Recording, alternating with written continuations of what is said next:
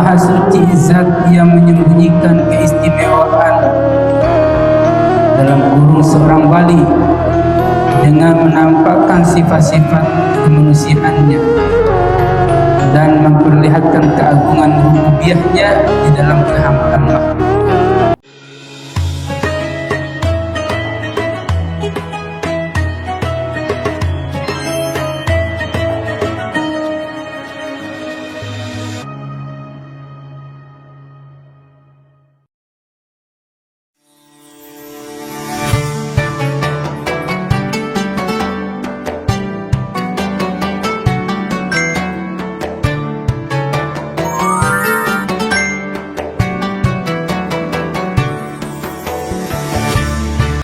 Bismillahirrahmanirrahim. Assalamualaikum warahmatullahi wabarakatuh.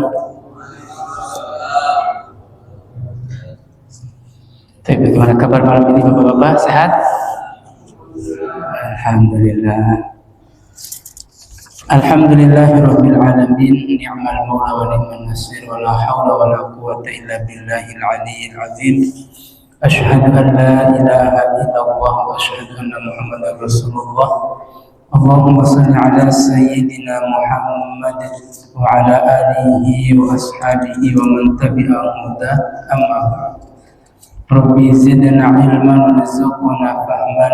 Rabbi shrah li sadri wa yassir li amri wa hlul 'uqdatam min lisani yafqahu qawli. Nawaitu ta'alluma wa ta'liman ibtigha'i wajhillah. Alhamdulillah, amin. Hadratul mukarramin, para alim ulama, para asatidah, wabil khusus yang sama-sama kita hormati, kita muliakan para guru, para pembina, pembimbing Masjid Jami Nurul Falah, khususnya Ketua DKM Masjid Jami Nurul Falah Al-Mukarram Ustaz Maulana. Mudah-mudahan beliau selalu dalam keadaan sehat walafiat. Singkatnya, seluruh bapak-bapak yang hadir pada malam hari ini, insya Allah Allah berkahi hidupnya, Allah muliakan dan Allah ridhoi setiap langkah kita. Amin, amin ya rabbal alamin. Alhamdulillah, pada malam ini kita masih bisa berwajah bertatap muka dalam mengkaji memahami kitab Al-Hikam.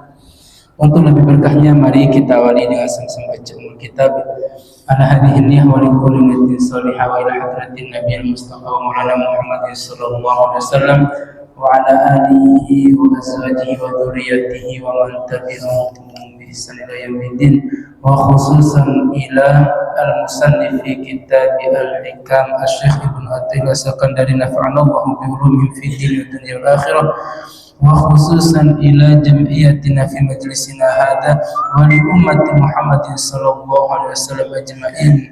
Syai'ulillahu lana wa lahumul Fatihah. A'udzu billahi minasy syaithanir rajim. Bismillahirrahmanirrahim. Alhamdulillahi rabbil alamin, arrahmanir rahim, maliki yaumiddin, iyyaka na'budu wa iyyaka nasta'in, ihdinas siratal mustaqim, siratal ladzina an'amta 'alaihim ghairil maghdubi 'alaihim waladdallin. Amin. Amin amin ya rabbal alamin.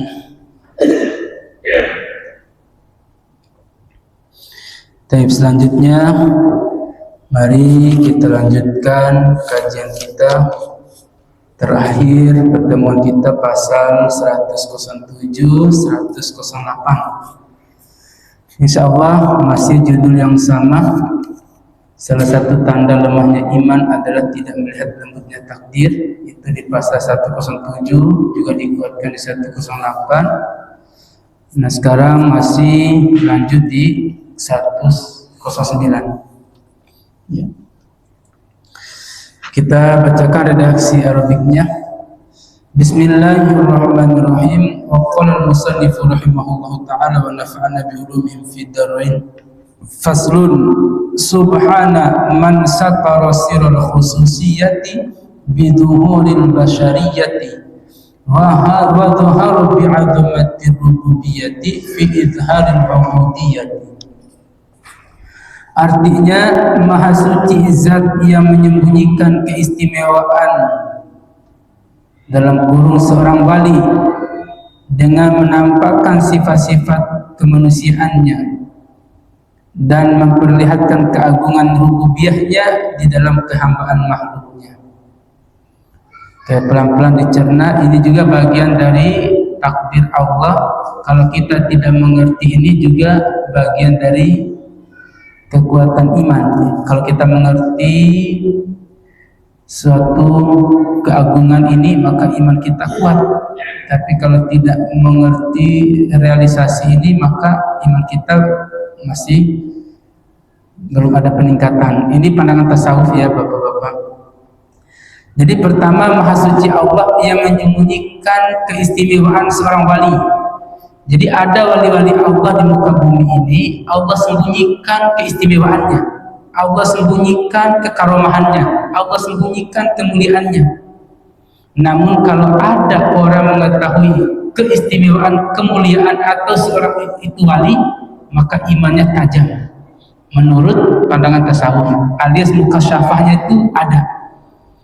Namun jika tidak dapat melihat kebesaran keagungan terhadap wali-wali Allah di muka bumi ini, maka ketajaman batin kita itu belum, ketajaman iman dan mukasyafah kita itu belum. Ini menurut pandangan tasawuf. Dan juga Maha Suci Allah yang memperlihatkan keagungannya juga di dalam makhluknya. Itu juga Maha Suci Allah. Jadi dua-duanya, Maha Suci Allah yang menyembunyikan, Maha Suci Allah juga memperlihatkan.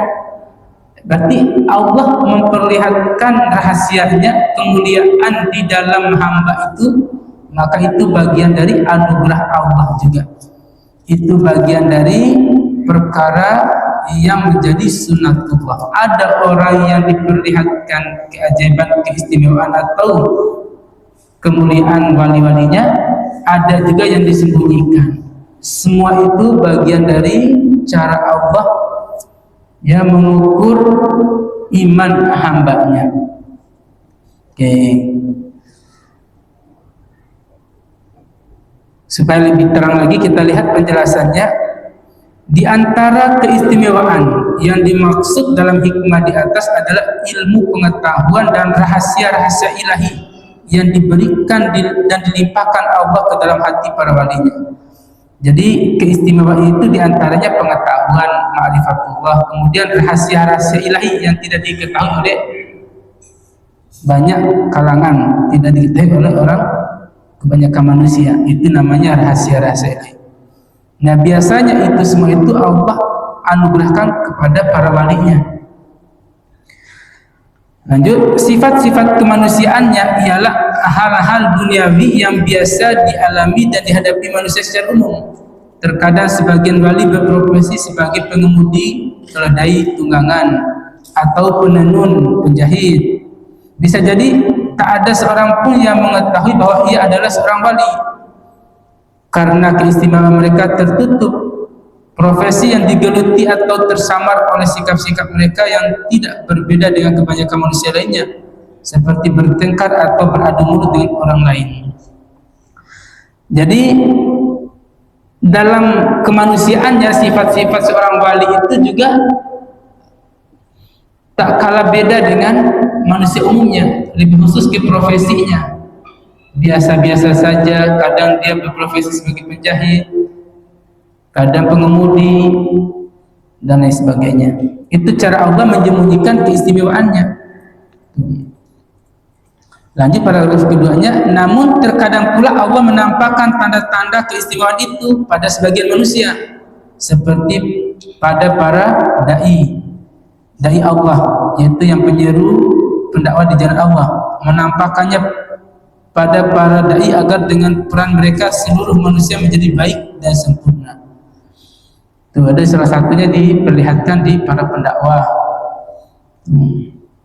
Dan keagungan rububiyahnya terlihat ketika dia memperlihatkan kehambaan makhluk, artinya keagungan rububiyah Allah akan tampak manakala dia memperlihatkan tanda kehambaan seluruh makhluk. Yang dimaksud dengan tanda kehambaan makhluk adalah kondisi-kondisi yang membuat seorang makhluk membutuhkan Tuhan, seperti penyakit atau kemiskinan seorang hamba. Jika mengalami salah satu kondisi itu, ia akan berlindung kepada Tuhannya dan memohon agar diselamatkan dari kondisi itu. Disinilah rububiyah Allah akan ditampakkannya kepada hamba-hamba itu. Allah ingin menegaskan bahwa hamba itu memiliki Tuhan yang Maha Kuasa dan bisa menghilangkan kondisi yang dialaminya. Tanpa hal itu, Allah tidak akan mengenalkan keagungan rububiyahnya. Tanpa hal itu juga keagungan rububiyah Allah hanya akan terselubung dan tidak akan tampak di permukaan. Oleh sebab itu, Imam As-Sazili berkata, ubudiyah adalah isi, ia akan ditampakkan oleh rububiyah, Maha Suci yang Maha Melembut dan Maha meliputi segala sesuatu. Jadi maksud sebelum lanjut, maksud dari penampakan Allah dari sisi rububiyahnya, rububiyah itu terhadap penciptaan manusia, ada yang diciptakan sehat, sakit, kecil, muda, tua, itu nama rububiyah semua itu. Kalau rububiyah itu ibadah, kalau rububiyah itu berkenaan dengan keyakinan, ibadah, tauhid, itu ubudiyah semua itu ibadah. Tapi kalau rububiyah itu kaitan dengan ciptaannya manusia, ciptaannya hewan, ciptaannya tumbuhan dan sebagainya, itu rububiyah namanya. Nah, kadang Allah itu menampakkan keistimewaan itu pada rububiyahnya, penciptaannya. Kita diciptakan laki, perempuan, kita diciptakan cantik, ganteng, kita diberikan kesehatan, juga sakit. Semua itu bagian dari cara Allah memperkenalkan keistimewaannya. Lalu kalau kita sakit misalnya, nak sakit ini butuh pertolongan Allah. Dalam ikhtiar kita berjumpa dengan hamba Allah yang pintar, tabib. Lalu dengan wasilah tabib ini kita didoakan, kita diobati, maka sembuh. Maka keistimewaan terhadap tabib ini, itu cara Allah memperlihatkan keistimewaannya, dan bisa jadi itu wali-walinya. Itu cara Allah. Tadi kan sebelumnya Allah menyembunyikan keistimewaan para walinya dengan profesi yang biasa dia bergaul, dia sama mengumpul dengan sesama. Ada juga yang diperlihatkan seperti di para dai-nya, dia dakwah, retorikanya dapat menyerukan, dapat mengajak umat, bisa jadi itu wali. Ada juga yang di tabib pengobatan, ada hamba yang sakit, ada hamba yang butuh pengobatan, dia datang lalu dia sembuhkan. Nah, akhirnya disitulah Allah perlihatkan keistimewaannya. Ada hambanya lebih dari hamba tadi. Ada yang hamba walinya diperlihatkan keistimewaan dalam pengobatan, keistimewaan dalam berdakwah, keistimewaan dalam merangkul, mengayomi, dan lain sebagainya. Ini bagian dari Allah menyembunyikan dan juga memperlihatkan wali-walinya atau kekasih-kekasihnya.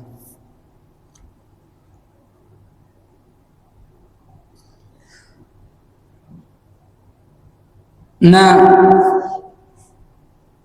maka kalau Imam As-Sazali tadi berkata ubudiyah adalah isi, jadi ubudiyah itu ibadah tadi adalah isi yang kita berikhtiar kepada Allah, beribadah apapun namanya, itu namanya ubudiyah. Nah, itu disebut isi. Sedangkan rububiyah akan tampak, ya. Jadi isi tadi itu akan ditampakkan dalam bentuk rububiyah, penciptaan. Jadi kalau kita kuat pengabdian kepada Allah, maka rububiyahnya akan terlihat, dia mulia di hadapan Allah. Itu. Kalau dia taat ibadahnya, maka akan terlihat di rububiyahnya dia orang baik, dia orang soleh. Jadi rububiyah itu lebih ke ciptaannya, ke casingnya. Kalau rububiyah itu lebih ke isi. Jadi kita isi itu rububiyah kita dengan taat terus mengabdi kepada Allah, maka rububiyah kita Allah memberikan kesehatan, kemuliaan, kegagahan, kecantikan, dan lain sebagainya.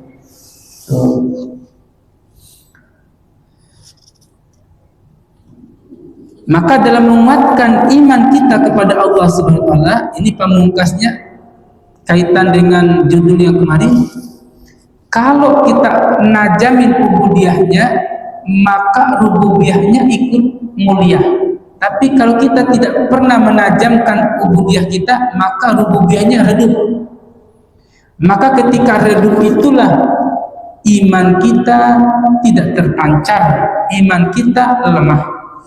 Maka kesimpulannya di pasal 109 ini, iman itu akan kuat apabila ubudiyahnya, yaitu isi tadi, diisi, dikuatkan, dan dia akan tampak pada rububiyah, yaitu casing kita. Tapi kalau iman kita lemah, maka bisa dipastikan ubudiyahnya lemah, maka akan tampak pada rububiyahnya, casingnya dia lemah imannya.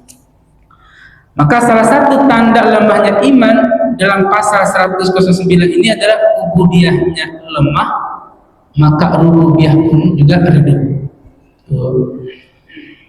Maka kalau ada orang yang dimuliakan oleh Allah, itu bisa jadi terpancar imannya.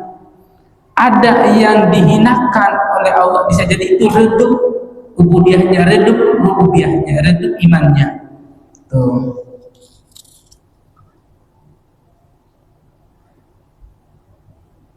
Maka dalam ayat yang sering kita dengar itu di surah Al-Kahfi ayat terakhir itu, man kana yarju liqa rabbih, siapa yang ingin berjumpa Rabbih. Rabbah itu dari kata rububiyah, yaitu ingin berjumpa dengan Allah, wujudnya, yaitu ciptaannya. Tadi rububiyah itu casing atau wujud atau rupa, itu Rabbi.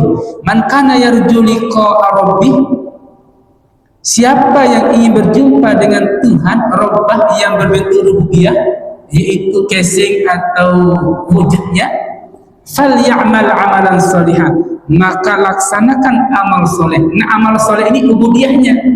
Ubudiyah itu amal soleh yang bisa kita lakukan dalam bentuk ibadah. Wala yusyrik bi ibadati rabbih ahada, dan jangan duakan Allah. Duakan maksud di sini jangan duakan dalam ubudiyahnya, ya. Jangan duakan dia dalam ibadahnya, jangan duakan dia dalam keyakinannya. Wala yusyrik bi ibadati rabbih ahada, dan jangan duakan Allah dengan selainnya, ya.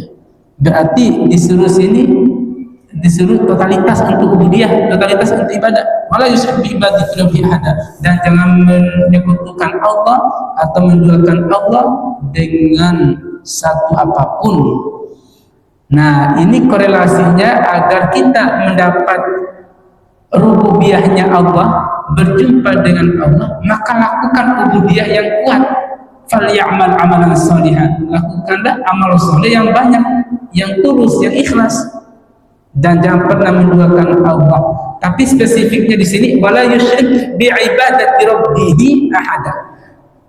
Jadi ada kata-kata rabbih lagi, kata-kata robba, dan wala yusyrik bi ibadati rabbih, udah ibadah rabbih lagi. Jangan menduakan ubudiyahmu kepada Allah, dan juga jangan menduakan Tuhanmu dalam bentuk rububiyah. Jadi masih bi ibadati dan rububiyah, bi ibadati rabbih. Jadi jangan menduakan Allah dari sisi ibadah iya, dari sisi wujud iya, dengan segala apapun ahada selainnya. Jadi ini kualitas iman kita itu ada dalam ibadah iya, ada juga dalam wujud realisasi casing iya. Makanya Imam Ghazali tadi, ubudiyah itu adalah isi, sedangkan rububiyah itu adalah casing. Jadi ubudiyah itu bisa dibentuk dalam bentuk ruhaniyah. Jadi yang ibadah itu adalah ruhaniyah kita. Hati kita stay untuk Allah, keikhlasan niat kita, tulus kita untuk Allah. Maka rububiyah itu adalah jasmaniyah kita. Jasmaniyah itu ngikut ubudiyah. Jadi ngikut rohani. Kalau rohaninya baik, maka jasmaninya ikut baik. Kalau ubudiyahnya bagus, maka rububiyahnya bagus. Jadi usut-usut maksud Imam As-Sazali ini, kita ini diibarat kalau ubudiyah itu seperti isi, sedangkan rububiyah itu seperti casing. Jadi dalam diri kita ini ketika kita melakukan ibadah, itu ruhani kita itu baik, bagus. Jadi makanan tuh ibadah rohani, ibadah kita itu adalah makanan rohani, baik. Maka rububiyah kita, casing atau jasmani kita juga ikutlah baik. Kalau rububiyah kita baik, belum tentu rububiyah kita baik. Kita sudah fashion, sudah pasang dengan make up yang paling mahal, paling cantik, pokoknya semuanya, belum tentu itu juga membuat rububiyah kita baik. Amal soleh kita itu ubudiyah namanya, terus menerus kepada Allah. Maka prioritas iman ini adalah dalam ubudiyahnya, sehingga dalam aktivitas kita casing ini juga mengikuti. Maka singkatnya, kalau iman itu dalam ibadah bagus, maka dalam bentuk realisasi perbuatannya juga ikut bagus. Itu maksudnya. Sampai ditutup di penjelasan ini, man kana yarju liqa rabbih falyamal amalan shalihan. Siapa yang ingin berjumpa dengan Tuhan dalam bentuk wujud, maka falyamal amalan shalihan. Maka lakukanlah ubudiyah, yaitu amal saleh. Mudah-mudahan ada gambaran nih Bapak Ibu. Pasal 109 ini mengingatkan kita, poin pertama tadi, Maha suci Allah yang menyembunyikan para walinya, juga Maha suci Allah yang memperlihatkan para walinya. Dan siapa yang diperlihatkan kemuliaan para wali-walinya itu bentuk anugerah Allah. Dan siapa yang disembunyikan dari kemuliaan para wali-walinya, itu juga cara Allah untuk menjaga kerahasiaannya. Sehingga siapa yang ingin berjumpa dengan wali-wali Allah ataupun Allah itu sendiri, maka teruslah melaksanakan amal soleh dan jangan pernah menyekutukan Allah. Tuh, mudah-mudahan bisa difahami Bapak-bapak. Itu satu pasal 109 sebagai penguat di pertemuan-pertemuan sebelumnya. Barangkali ada yang mau ditanyakan atau yang masih belum paham atau masih bingung, boleh kita buka sesi diskusi tanya jawab. Monggo, jika ada yang bertanya silakan. Kalau ada yang mau menambahkan juga silakan. Dan insya Allah di pasal 110 itu judul baru, ya, judul baru. Kalau memang kita ada yang mau bertanya atau diskusi, ya kita cukupkan satu pasal. Kalau nggak ada, ya kita lanjut pasal 110. Monggo Bapak-bapak.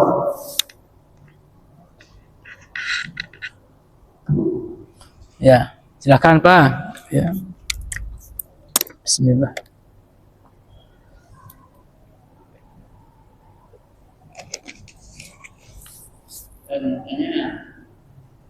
Ya, monggo Pak. Kalau saya menyebutkan dari jauhan saya bisa assalamualaikum warahmatullahi. Nah itu pada bangun ada dalam gasunya berlaku itu. Ya, ini ziarah kubur ceritanya nih.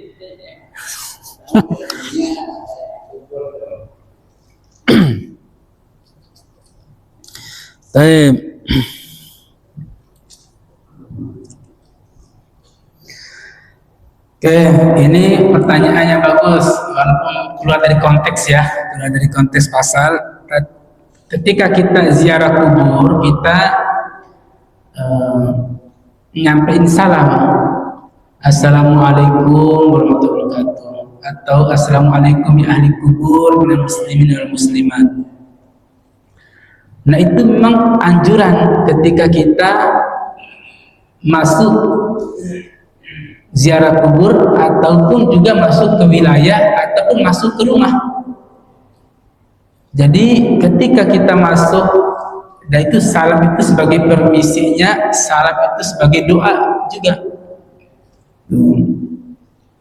Maka pertanyaannya, apakah para mayit itu menjawab salam atau pada bangun Waalaikumsalam kayak kita Waalaikumsalam ya.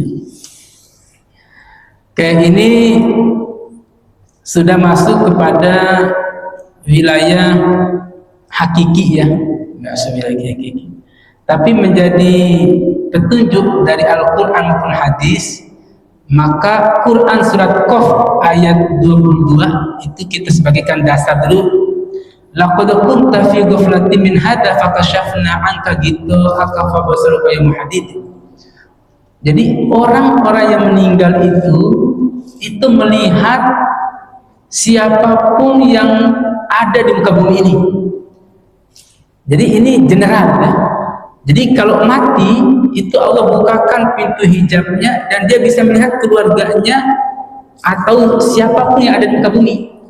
Yang ini keluarganya mendoakan, yang ini keluarganya tidak pernah mendoakan, yang ini keluarganya sedekah untuknya, yang ini tidak pernah, itu dia lihat. Ini keluarganya yang ibadah, ini yang tidak pernah ibadah, dia lihat.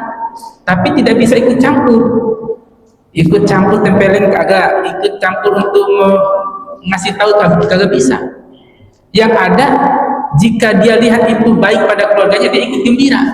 Tapi kalau dia lihat keluarganya nggak pernah ibadah, nggak pernah doain untuknya, nggak pernah sedekah untuknya, dia sedih. Maka dengan satu dasar ini, ketika kita ziarah kubur, itu almarhum itu melihat kita yang datang ziarah kubur itu.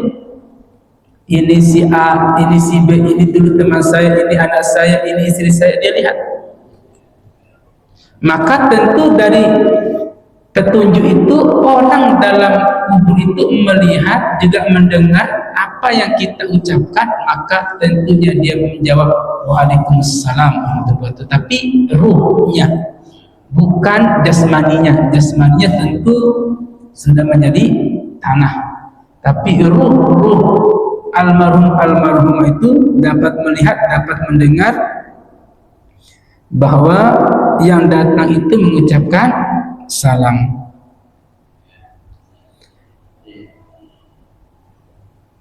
Nah, dari sini ada gambaran dulu ya, Bapak-bapak.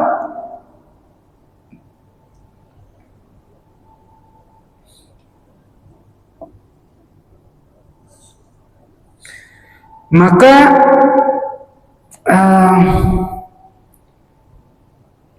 kita masuk juga ayat kedua tentang salam masih ya. Ini juga ada di surah An-Nisa ayat 86. Ini anjuran kepada siapapun ya, apabila kamu diberi salam penghormatan Assalamualaikum warahmatullahi wabarakatuh, maka balaslah penghormatan itu dengan yang lebih baik, Waalaikumsalam warahmatullahi wabarakatuh, atau balaslah ia dengan yang serupa. Jadi ada anjuran Assalamualaikum, kita lebih banyak Waalaikumsalam warahmatullahi wabarakatuh.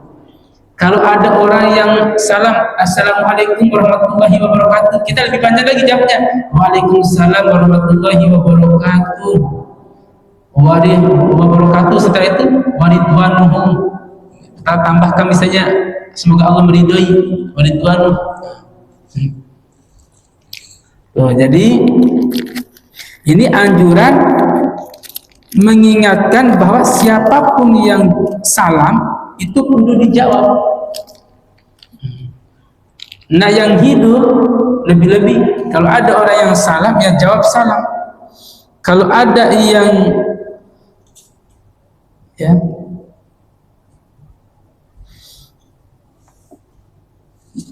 sebenarnya salam itu apa sih? Doa. Masa iya kita nggak mau terima doa itu, atau kita nggak mau jawab doa itu? Oke.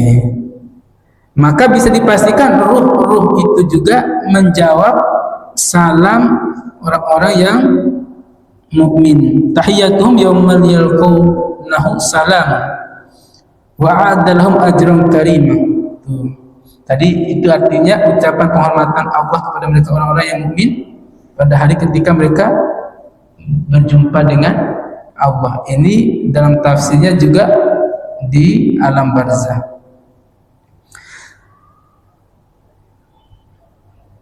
Nah, juga dalam surah Az-Zariyat ayat 25 ini banyak ayatnya ini Bapak-bapak.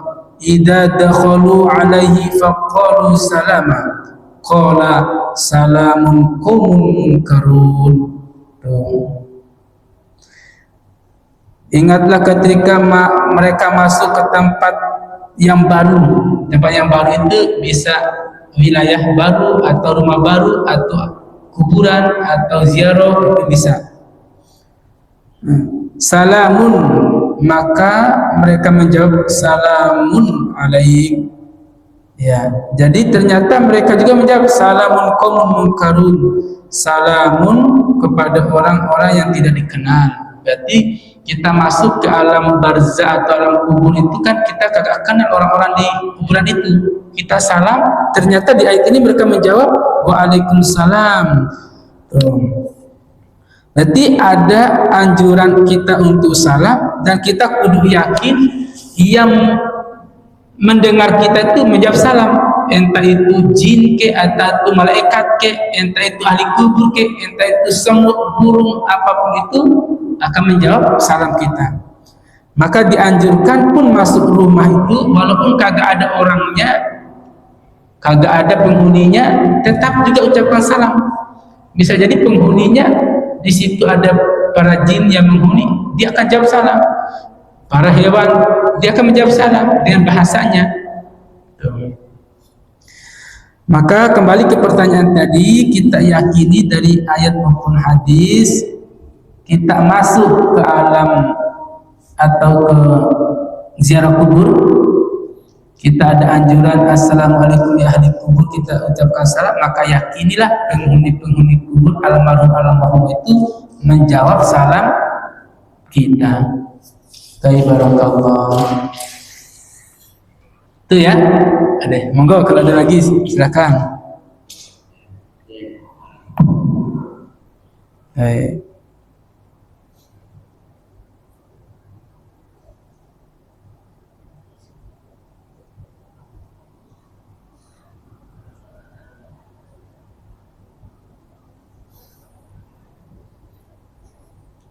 Monggo, ada lagi? Udah habis tadi. Iklan dulu. Nih. Ada kan ciri khusus bahwa dia seorang wali? Kita tahu maksudnya.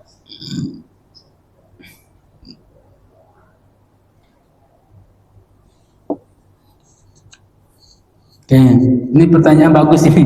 Bahkan ada yang pasar ini ya, insyaallah. Oke, adakah ciri khusus bahwa dia itu seorang wali? Oke. Ini udah tanya ciri khusus lagi ya, ciri khusus. Oke, kalau umum mungkin banyak ya. Tapi yang unik, ciri khusus itu kalau dia itu wali, maka dia tidak pernah emosi. Itu ciri khusus. Maksudnya ketika dipancing apapun dia tidak emosi. Dihadapkan dengan lawan yang udah mau mencabik-cabik dia, udah mau menghancurkan dia, udah fitnah dia, udah ngunjingin dia, udah sakitin perasaannya, dia tidak emosi, tidak marah. Itu ciri itulah yang dimiliki oleh baginda Rasul ketika beliau dihardik, dilempari kotoran, dilempari batu, dilempari segala macam fitnah, kunjingan, kata-kata jorok, kata-kata jahat, lempari pakai batu sampai berdarah, lempari pakai kotoran sampai kena baju dan bau, semua itu bau. Tapi sedikit pun tidak emosi. Malah Jibril yang tidak punya nafsu emosi. Lihatnya, wahai Muhammad, maukah kujadikan dua gunung Taif itu meletus untuk menghancurkan seluruh penduduk Taif? Apa kata baginda Rasul? Jangan. Tenang. Kasarnya tenang. Malah mendoakan, ya Allah, jadikan negeri Taif ini negeri baldatun thayyibatun wa rabbun ghafur, negeri yang baik yang kau rahmati, yang penuh dengan para wali-wali, para orang-orang soleh. Wah, itu keren, itu doa Nabi itu makbulah. Sampai dia negeri Taif itu subur, berkah, Dan negeri yang paling subur atau hijau kalau kita ke Mekah itu hanya negeri Taif. Dia kira-kira 80 kilo dari Mekah. Dari Mekah itu kalau yang pergi umrah bisa request itu ke negeri Taif. Itu hijau kayak Sukabumi itu. Ya. Jadi negeri padang pasir luas, tapi ada satu gunung Taif itu, satu penduduk Taif itu subur. Jadi doa baginda Rasul itu makbul dan banyak melahirkan ulama-ulama hebat dari negeri Taif itu.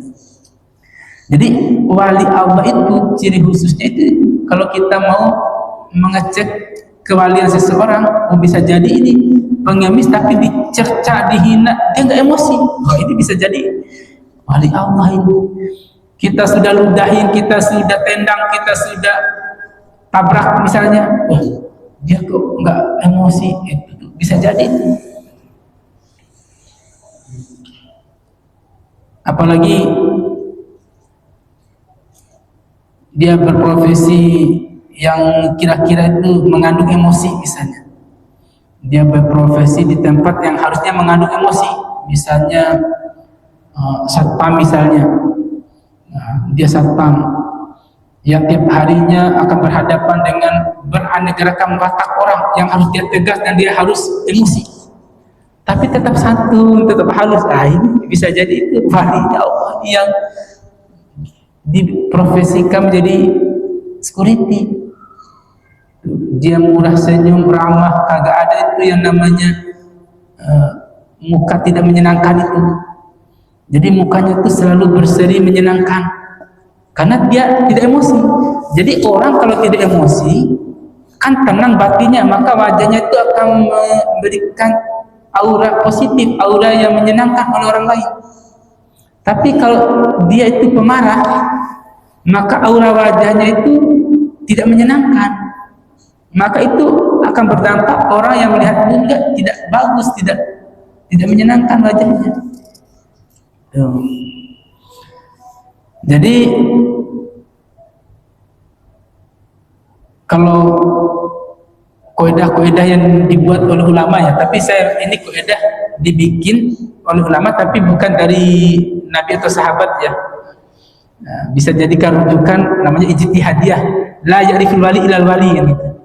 Tidak ada seorang yang mengetahui wali itu kecuali dia itu wali.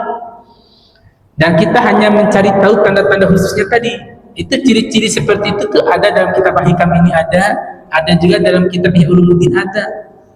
Tapi dikupas semua itu ada ciri yang melekat itu. Kenapa Nabi menyatakan la takdob berulang kali 3 kali, jangan marah. Karena kalau kita bisa mengatur emosional kita itu, bisa menjaga amarah kita itu hebat, itu kekasih Allah itu. Karena manusia itu sulit menjaga emosinya, sulit menjaga kestabilan amarahnya. Maka ada hamba yang diingatkan oleh baginda Rasul jangan marah atau dibuat tetap tenang, lalu dia bisa itu kekasih Allah. Saking pentingnya jangan marah itu Nabi mengulang-ulang 3 kali. Ausini ya Rasulullah, berilah aku nasihat ya Rasulullah. Singkat, la taghdab, jangan marah. 2 kalinya, ausini ya Rasulullah, berikan aku nasihat ya Rasul. La taghdab, jangan marah. Ausini ya Rasulullah, berikan aku nasihat. Ini kan pemuda minta nasihat kepada baginda Rasul. La taghdab, jangan marah. Jadi ciri seorang wali itu tidak marah.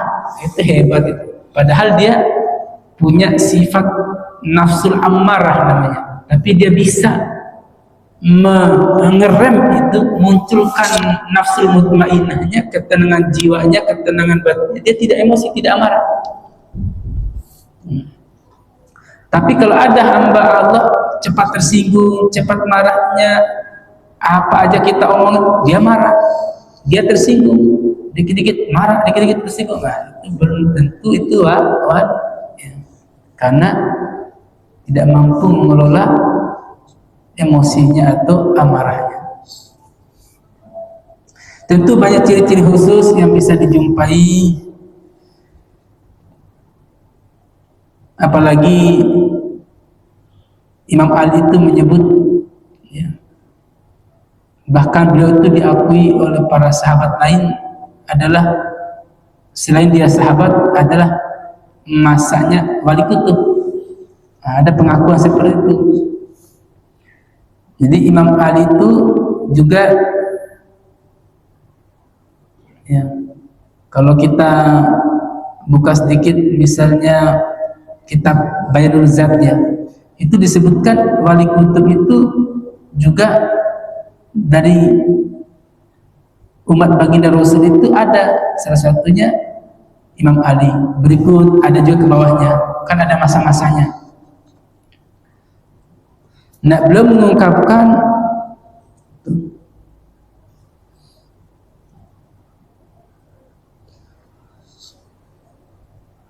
bahkan dalam hidupnya dia bukan dia ungkapkan lalu dia dalam hidupnya tidak ada dilakukan, bukan, dia dilakukan langsung. Jadi ciri khusus wali kutub itu adalah tidak pernah melihat pandangan mata itu pandangan maksiat. Jangankan pandangan maksiat, dia pandang kelaminnya aja tuh nggak pernah. Bagaimana bentuk kelaminnya itu, bagaimana bentuk kelamin istrinya nggak pernah lihat. Maka disebut karramallahu wajhah, hanya satu-satunya disebut Allah muliakan wajahnya Imam Ali. Nah, ciri khusus wali-wali Allah itu menjaga pandangannya dari pandangan maksiat. Nah, Imam Ali mencontohkan, jangankan pandangan maksiat, pandangan kemaluan dirinya aja dia nggak lihat. Apalagi pandangan kemaluan istrinya dia nggak lihat. Benar-benar dia sucikan semua itu. Ya, kerucut-kerucutnya wali itu ada kelas-kelasnya. Ada yang tutup, ada yang goib, ada yang golib, ya, macam-macam ya. Artinya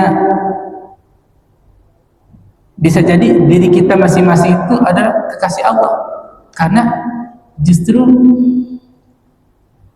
mau istiqomah, mau tetap ibadah, tetap taat itu juga bisa menjadi ciri kewalian, yaitu orang yang menjaga keistiqomah itu juga kekasih Allah yang bisa kita lihat yang dalam bentuk kasat mata. Jadi selalu istiqomah terus, itu bisa jadi wali Allah.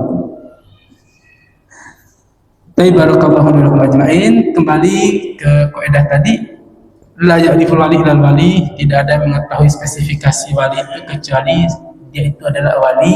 Maka bisa dijadikan standar.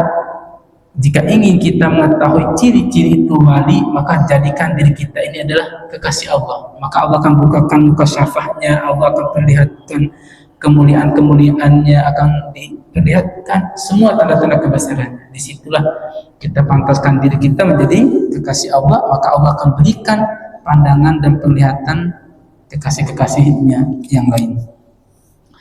Itu Bapak Ibu, insya Allah bisa difahami dan juga bisa dicari tahu lagi tanda-tanda khusus wali kepada mursyid, kepada guru-guru kita, ataupun juga pada